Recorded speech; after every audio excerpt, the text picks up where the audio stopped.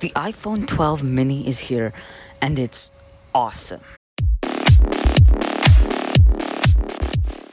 Apple event happened pretty recently, and well, it was basically exactly what we had expected. We got MagSafe, a HomePod Mini, and the iPhone 12 lineup, just like Kang, a leaker, said we would 3 days before the event. And I gotta give it to him, his leak was amazingly accurate.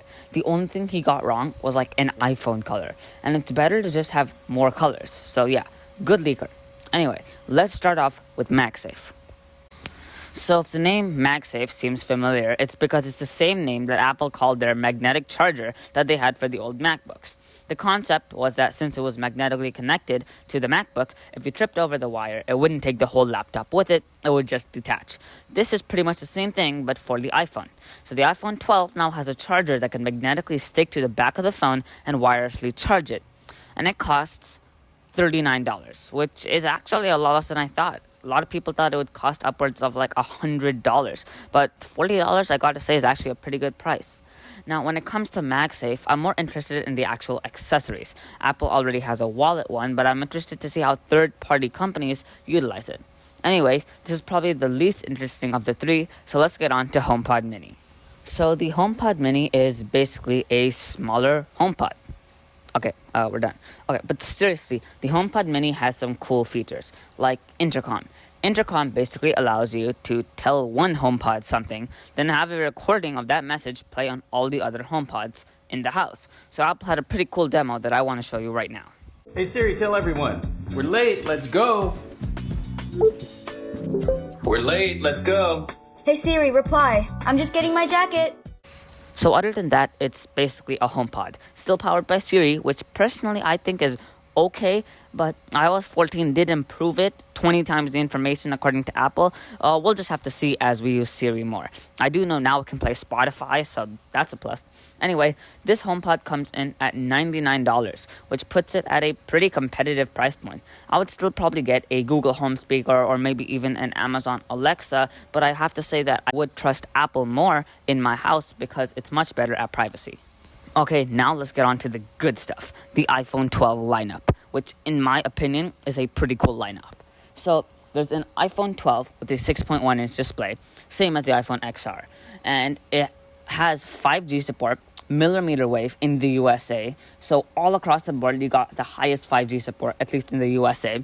You got more protective glass by 4 times, and you got the A14 Bionic chip, which is supposed to be 50% faster than the fastest phone chip right now, which is the A13 Bionic chip.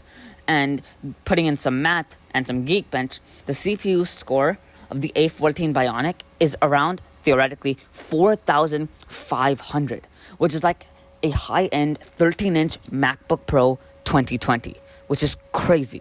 It also has some pretty impressive displays with a 2 million to 1 contrast ratio and an OLED screens on all the models. So some pretty cool improvements all across the board. Okay, now let's talk about the Pro. So the Pros has everything the normal has, but also a better camera. So for a comparison, the normal 12 has a smallish camera upgrade from the normal 11, but the Pro 12 has some pretty cool changes to its camera compared to the 11 Pro. It can now shoot raw photos, has better image stabilization, better colors, a lot of processing that goes into the actual photos to make them look really, really cool. And it has 4 times zoom on the normal Pro and 5 times zoom on the Max, which is really cool.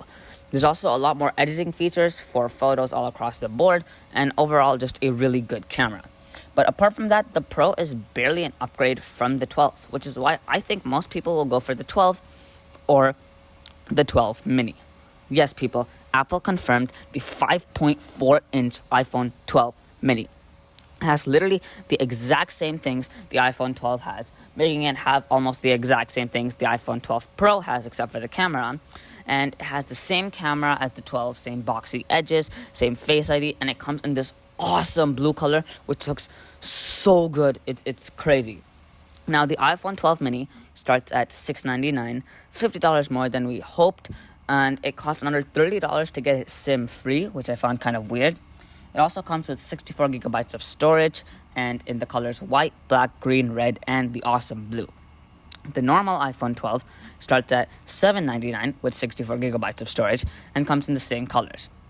The Pro starts at $999 and comes with 128 gigabytes of storage and the colors silver, graphite, gold, and a Pacific blue. Same colors and storage for Pro Max, and it starts at $1,100 with a 6.7-inch screen. Normal Pro has 6.1 inch, by the way. So that's a roundup of everything in the Apple October event. Looking forward to more ARM coming in November. Until then, please like and subscribe if you want to see more tech videos, and comment any feedback that you have. It would be greatly appreciated. Have a nice day and goodbye.